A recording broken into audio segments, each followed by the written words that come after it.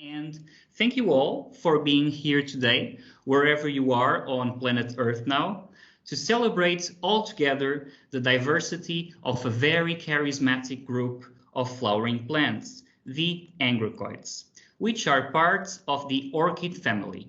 Orchids, or Orchidaceae, comprise approximately 1 in every 10 species of flowering plants, also known as the angiosperms, including such popular examples such as the vanilla plant, the genus Ophrys from Europe, or the genus Phalaenopsis, which surely many of you have already kept in your kitchen or your living room at least once.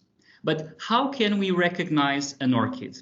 Orchids present a distinctive floral structure, including a modified petal called the labellum or lip, which typically acts as a landing platform for pollinators. Additionally, orchids present a specialized organ called the column, in which we can recognize a part named the rostellum, which I'm going to talk about during this presentation. Moreover, orchids are characterized by having their pollen grains glued all together into these structures called pollinia. Orchid taxonomy or classification is summarized in this phylogenetic tree. A phylogenetic tree is a graphic which represents the ancestry relationships among different organisms.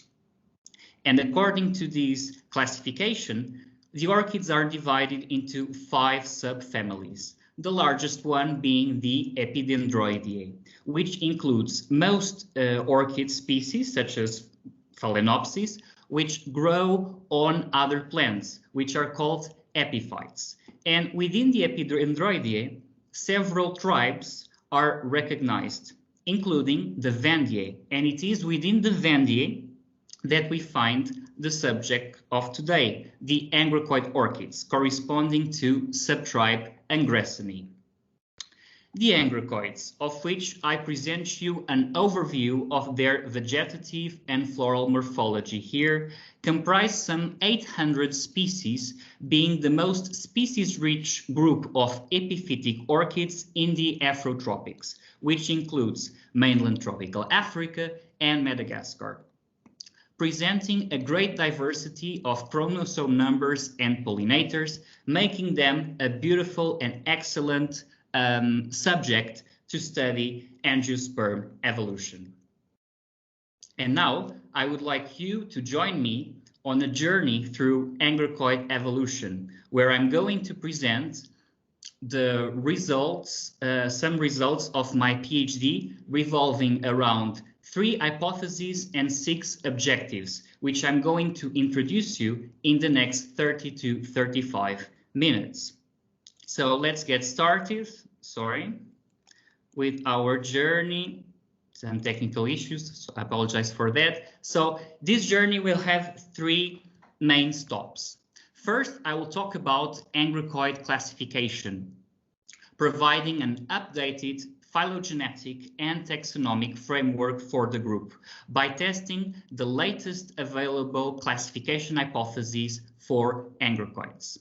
Having this classification scheme on mind, we'll proceed to our second stop, in which we'll investigate 2 factors possibly explaining diversification of Angraecoids in the Afrotropics. These factors being genome reorganization, and the hypothesis here is that chromosome number changes accelerated Angraecoid diversity, and the second factor being floral isolation, where in the hypothesis we'll test the impact of pollinator shifts, and namely hawk moth pollination by these large insects in Angraecoid diversification. And finally, I will finish with some concluding remarks and perspectives. So we are ready to go. Please fasten your attention belts and off we go. So, and I should start by saying that I'm only one of dozens of authors who have worked passionately on Angraecoid taxonomy in the last 2 centuries. With the help of all of them, we can see further afield. Historically, Angraecoids were classified into 2 subtribes, the Angraecinae and the Arundinidae, recognized based on differences of chromosome number and rostellum shape. However, this classification was put into question by DNA evidence, and since 2015, we recognize a single Angraecoid subtribe. More recently, in 2018, I was happy to participate in a study first authored by my colleague Muriel Simon-Droissard, providing the latest hypothesis for Angraecoid classification, which I present here, being summarized in this phylogenetic tree, recognizing three major clades. A clade is a group including all the descendants of a common ancestor and the ancestor itself, and can also be referred to as a monophyletic group. So, according to this classification, one clade, clade 1, including, for example, the genus Angraecum, is mainly confined to the Western Indian Ocean islands and Eastern Africa. A similar distribution pattern can also be found in clade 2, which includes, for example, the genus Aeonia. Whereas the third clade is more widespread in the Afrotropics and the Neotropics, another name for tropical America, and includes, for instance, the genus Aerangis. Despite being complete in terms of generic representation, this hypothesis, this classification, is based only on 3 DNA markers. So, therefore, following the first objective of my PhD, I wanted to provide an updated phylogenetic framework for Angraecoids. To test these hypotheses, I tested and expanded an already available DNA dataset assembled from Simon-Droissard et al., including 6 DNA markers, 1 nuclear and 5 from the chloroplast. By comparing the DNA sequences, in which you can see here the 4 building blocks of this molecule, by comparing the position of these sequences when they are aligned, we can infer what species are most closely related to each other, and these alignments are the basis of phylogenetic inference. So with this, let's get started with the results, with the first batch of results, which relates to a new dated phylogenetic synthesis for Angraecoids, summarized in this tree, including 245 species and subspecies of Angraecoids, confirming and expanding hypothesis 1 of the latest classification available prior to my work. And according to this tree, a new terminology is proposed, recognizing namely these 3 major clades, the U Angraecoids, the VT Angraecoids, and the Afro-neotropical clade.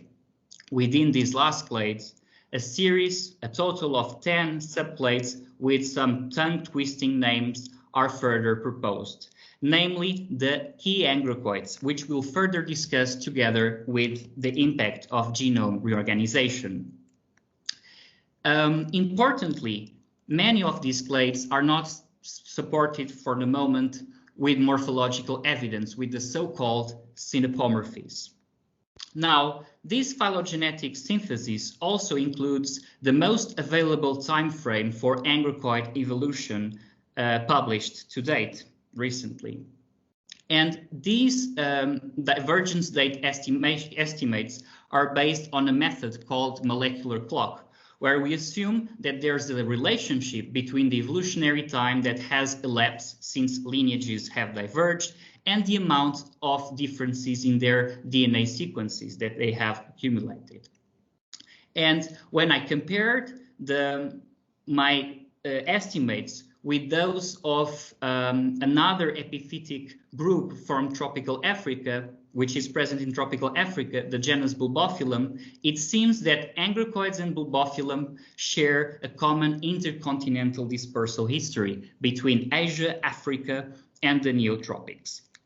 And all this updated phylogenetic evidence leads us to the second objective of my PhD, to prepare new taxonomic treatments for Angraecoids.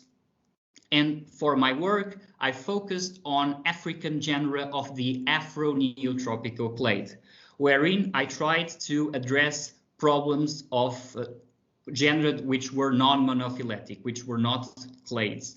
And to address these, I had to both redefine and describe some genera. And when you're doing that, sometimes you describe also new species. In total, I examined about 1,900 herbarium specimens from 257 Angraecoid species. And when you're scanning through the herbarium specimens, sometimes your childhood dream as a naturalist of finding a new species comes true. This happened with these undescribed species in the genus Tenurisa, which is currently being grown at Orchid Living Collection from Jean-Philippe Biteau in Libreville. And actually, I must add that a great deal of the herbarium specimens which I examined result from an intensive sampling effort from a network of living collections throughout tropical Africa, which was started by one of my supervisors, Tariq Stevar, and is currently maintained by the Missouri Botanical Garden and a network of international and local partners in 6 different African countries. And in this shade house, these beautiful species can be found. And when you suspect that you have found a new species, what do you have to do? What do we have to do? So we have to compare it with all the reference specimens available for the most closely related species. And namely, we have to check the so-called type specimens, which are the specimens used for the description of species. And after comparing the type, and you see that the differences are quite clear, you can cry bingo and call for the description of a new species. So now let's present a summary of the taxonomic results of my work. So my colleagues and I published 23 new names in the International Plant Names Index in 4 papers, including 2 new genera, which I co-described, namely with my colleague Tania Daer, the genus Aziza and the genus Planetangis, and also some new species, including this one, which I found while I was scrolling down on Google for images of Rhipidoglossum, and I came across this post stamp, which actually depicted an undescribed species, so the name Philatelica.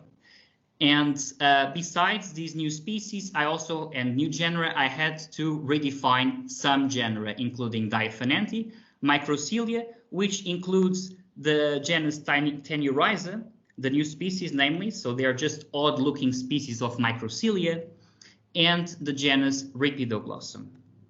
And this update on Angraecoids taxonomy and phylogeny, namely recognizing these 3 major clades, put us in a better position to understand the factors underlying Angraecoid diversification. And so we arrive to our second stop. What explains this diversity? And as you may recall, the first factor we're going to examine is genome reorganization.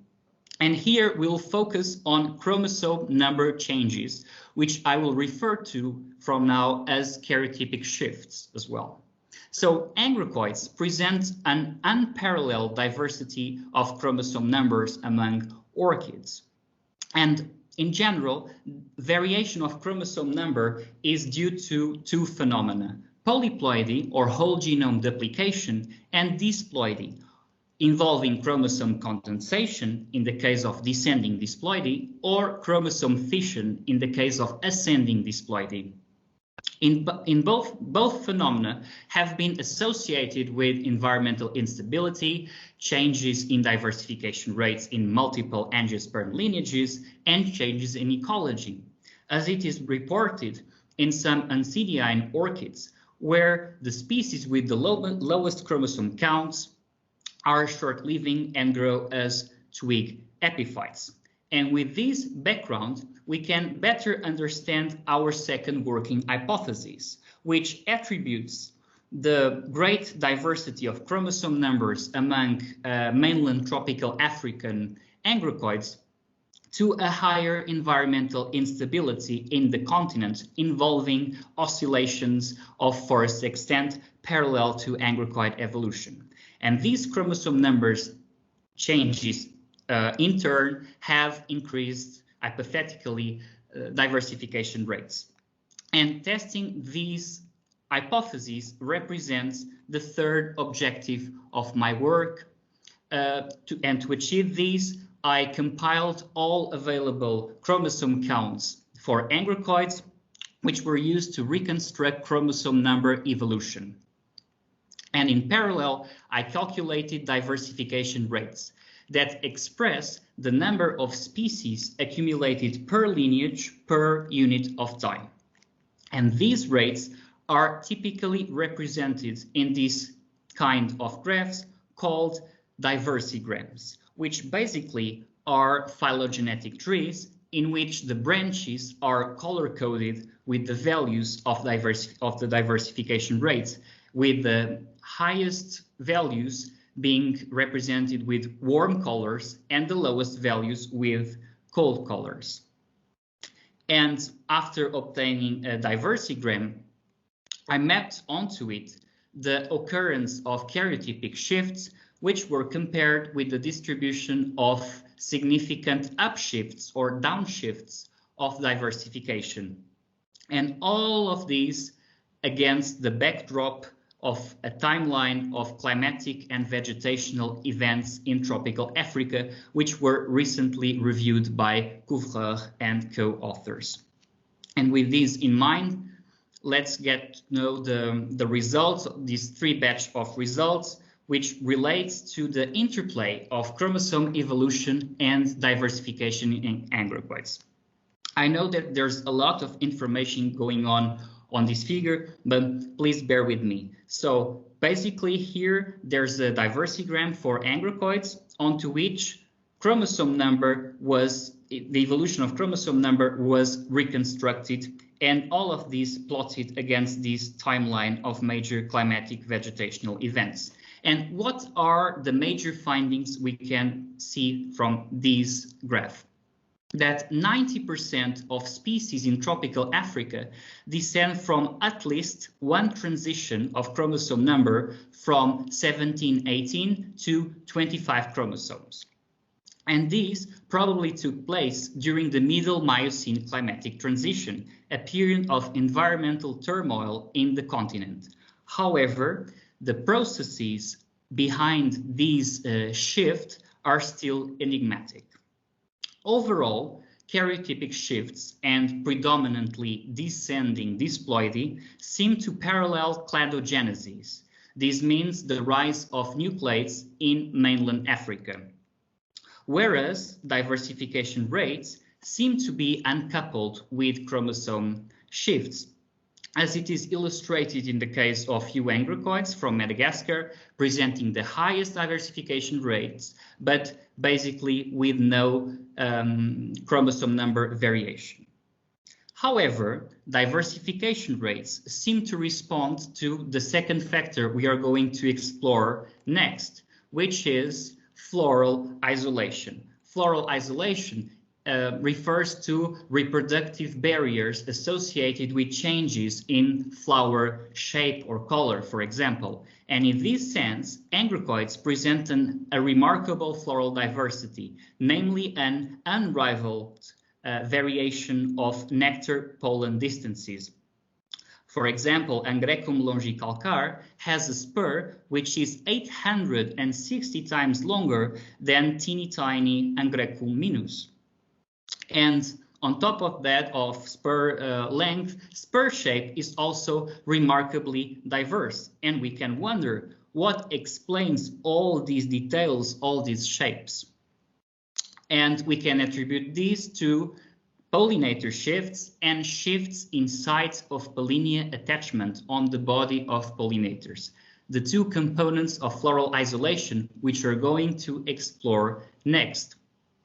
So now I shall introduce you to the concept of pollination syndromes, which are sets of floral traits, characters, floral phenotypes associated with the same type of pollinators. In Angraecoids, the most well-known example by far is sphingophyly. Sphingophily involves pollination by sphinx or hawk moths with these very long tongues, which are most attracted to white flowers, which open at night, typically have a jasmine-like scent, and most prominently have these extremely long spurs, which typically surpass even the length of pollinating hawk moth species. And this was famously predicted by Charles Darwin, who, when first saw a specimen of Angraecinae, also known as the star orchid, wrote to his friend Joseph Dalton Hooker, "Good heavens, what insect can suck it?" And Darwin correctly predicted that there was a hawk moth with this very long tongue. And this was only confirmed 135, actually 35 years later. And this illustrates the power of educated predictions in advancing our knowledge of pollinator diversity among Angraecoids. And this is relevant to this day, as out of the 800 species of Angraecoids, only 31 species we know the pollinators in 7 types, in 7 main groups. So besides Sphingophily, which includes pollination by both short and long-tongued hawk moths, we also have cases of pollination by other moth groups, by butterflies, bees, birds, or even crickets. And when we observe a change of pollination syndrome, we can say we are in the presence of a pollinator shift. And now we are going to see the other component of floral isolation, shifts of pollinia attachment site, which were first studied in Angraecoids by Nilsson and co-authors.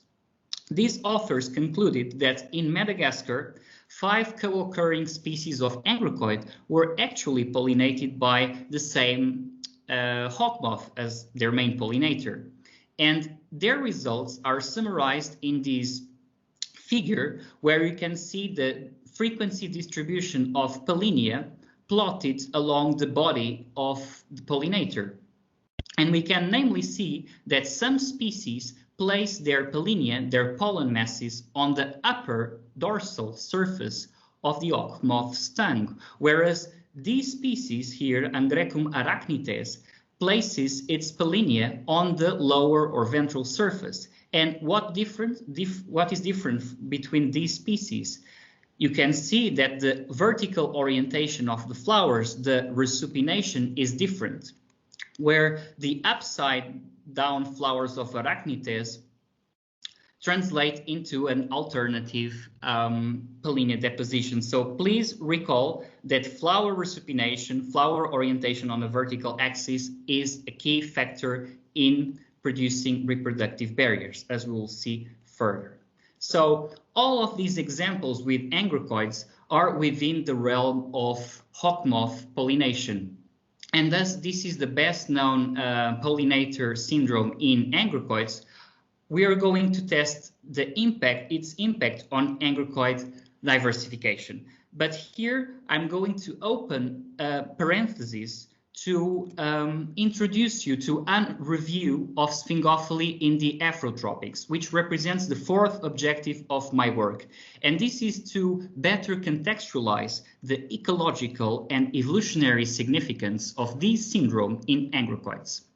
So I checked all the floras of tropical Africa. I went through the descriptions of 45,000 of angiosperms from mainland tropical Africa and another 11,000 from Madagascar. And when I suspected hawk moth pollination, Sphingophily, I compiled all the nectar-pollen distances and the tongue length of co-occurring hawk moths. And sometimes I had to take new measurements on herbarium specimens. And for this, one has to consider the 3 main structural types of hawk moth pollinated flowers: the tube flowers, the brush flowers, and the tube brush flowers. So without further ado, let's see the results. So here I present a near comprehensive overview of Sphingophily in the Afrotropics, which reveals that almost 32% of sphingophiles, hawk-moth pollinated species in Madagascar actually correspond to angraecoids. This is significant. And here I summarize the results in this frequency distribution of maximal floral depth or nectar-pollen distance in both the flora of tropical Africa and Madagascar. These are only the sphingophile species. And we can see that there's a higher frequency of species with longer spurs in Madagascar. In Madagascar, 3% of the whole flora is probably sphingophilous, which is double than the continent. And by comparing what's going on with plants with the variation of tongue or proboscis length in co-occurring hawk moths, we can see that there seems to be a correspondence between different size class groups. And according to this observation, I propose a new terminology recognizing micro, macro, and mega sphingophilous species with increasing level of floral specialization.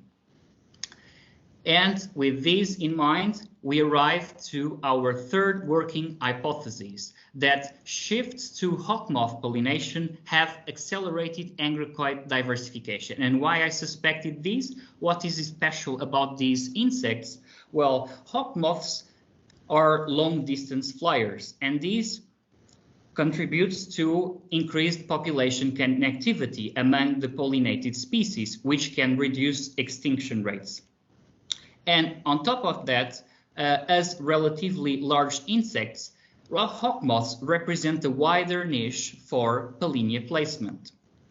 These are the specific characters associated with hawk moths, but all of these can be understood within the wider context of the impacts of floral specialization on high species diversity. So more specialized systems are associated with lower rates of extinction and higher rates of speciation. And to test this hypothesis, we arrived to objective number 5, in which I mapped the evolution of hawk moth pollination and changes in resupination, which, as we have seen, translate probably in changes in pollinia attachment sites. For sphingophily, I used the newly proposed terminology to divide the different classes of spur length. And for resupination, I consider two states: the resupinate flowers with the lip pointing downward, and the hyperresupinate flowers, a fancy word for saying that the flowers are upside down. And I compared the diversification rates with the distribution of these syndromes. So let's find the results. Let's discover the results. So here I mapped onto a phylogenetic trees of Angraecoids the distribution of sphingophily, non-sphingophily, black and gray, and the different spur length classes, which I've shown you in the previous slide. And what can we conclude from these? That multiple shifts to hawk moth pollination coupled with changes in resupination have occurred, suggesting that the two components of floral isolation sometimes occur together, strengthening reproductive barriers. And now if we concentrate on the longest spurred species in Madagascar, these have evolved at least 3 times in the last 3 million years, including in this extraordinary undescribed species of Solenungis with a nectar spur that goes up to 33 centimeters. But now let's finally investigate the impact of sphingophily in diversification. Here I present you a diversigram for Angraecoids, sided by a graph summarizing the variation of spur length along the phylogeny, color-coded with diversification values. If we pull together all this data here and we put them here, summarize them here, and separate into 2 classes, sphingophilous and non-sphingophilous species, we can observe that the highest apparent diversification rates are particularly abundant among sphingophilous species, thus supporting our hypothesis. But as we have seen, most Angraecoids are possibly not sphingophilous, so it is important to discover new cases of pollinators outside the realm of hawkmoth pollination, and this is my modest contribution to that. I went to the field, I went to Equatorial Africa, and in Rwanda, by using these camera traps, I tried to identify the pollinators of this species of Angraecoid called Rhipidoglossum bilobatum, which I was suspected to be pollinated by moths. Also, I went to São Tomé, where I surveyed the pollinators of Rhipidoglossum brevifolium. Today, I'm only going to present the results for bilobatum, which were found to be pollinated by settling moths. But, well, these photos are not particularly compelling. They look from some sort of paranormal activity. We cannot really understand clearly what's going on. So let me show you a video where we can see this small moth nectaring the flowers, and at a certain point, off she goes. And we can see if there's pollinia transfer, but this was repeatedly observed during 3 nights. Now, it is important also to hypothesize new cases of other pollination systems. And here I present you 3 cases of possible bird pollination in Angraecoids. In this case, this species presents this funny shaped spur, which more or less matches the shape of the tongue, which is also forked, of sunbirds. Also here, there's a compelling match between the beak of this sunbird azety and the spur of this Angraecum platicornum. And another interesting case is the apparent convergent evolution between the shape of pollinia of Microloma from the milkweed family. The milkweed family also has pollinia, and these colorful Angraecoid species. And they present the same type of clasping pollinarium, which probably gets stuck inside the mouth of the sunbird in the tongue. But of course, all of this is hypothetically, but hopefully it won't take 135 years to confirm these hypotheses. And with this wish, we arrive to the concluding remarks. So recapping our 3 main hypotheses, we present an expanded framework for Angraecoid classification, and I would like you to recall from today's presentation that Angraecoids are the most species-rich group of epiphytic orchids in the Afrotropics, and that they probably share a common dispersal history, at least with Bulbophyllum. Secondly, the rapid radiation of Angraecoids in tropical Africa is characterized by multiple chromosome numbers under major environmental instability. And finally, hawkmoth pollination seems to have increased Angraecoid diversification in Angraecoids, and this is particularly remarkable in Madagascar, where Angraecoids dominate the sphingophilous flora. And to finish, I will leave you to what's next as perspectives, what must be done. So one of the major limitations of my work is that it is based on a relatively modest DNA sampling. So it is important to embrace the genomic revolution and use new approaches such as angiosperms 353, sorry again for this typo here, which will allow for a better picture, hopefully, of Angraecoid evolution. And also, regarding chromosome evolution, it would be important to use another protocols to understand the processes underlying the dramatic shifts we have seen. Also, to accelerate the pace of pollinator discovery, it would be important to use innovative video recording methods, as this protocol called PICT, a DIY camera trap, which is going to be soon published and obtains much clearer pictures, as you can see here. And finally, during this PhD and together with my colleagues, there are at least 20 new species of Angraecoid awaiting description, most being represented at the herbarium of the Free University of Brussels. And as science is a collective adventure, of course, I would like to finish by thanking all the people would make my work possible. And the first thank to my 2 supervisors, to all the teams in which I'm involved, from ULB, the Orchid team, MBG, the University of Koblenz, the Natural History Museum in Paris, and other institutions, field people, of course, and my thesis jury. And finally, family and friends, and also to the institutions and the funding agencies. And of course, I would like to thank you all for today for your attention. Thank you.